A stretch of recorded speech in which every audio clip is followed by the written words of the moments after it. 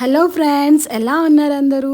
ఇక్కడ నేను వచ్చేసి నా డైలీ రొటీన్లో చిన్న మినీ వ్లాగ్ అయితే షూట్ చేస్తున్నాను. స్కూల్స్ అయితే స్టార్ట్ అయిపోయాయి కదా. సో టిఫిన్స్లోకి మీరు ఏం స్పెషల్ చేశారో కమెంట్ చేయండి. నేనైతే ఇక్కడ సింపుల్గా దొండకాయ కర్రీ, చపాతీ, అలాగే రైస్ ప్రిపేర్ చేశాను అనమాట. సో మార్నింగ్ అయితే ఒక చిన్న టీతో స్టార్ట్ చేశాను డే.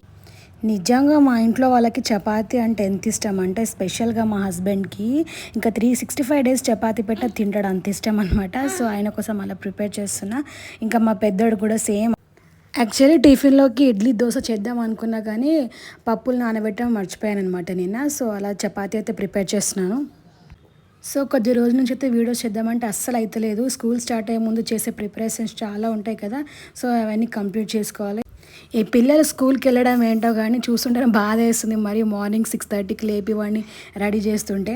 సో అలా హడావిడిగా అయితే వాళ్ళని పంపించేసి లాస్ట్లో నేను ఒక టీ తీసుకుంటున్నాను. ఈ కాంబినేషన్ ఎంతమందికి తెలుసు చపాతీతో టీ? కమెంట్ చేయండి. తిట్టకండి ప్లీజ్.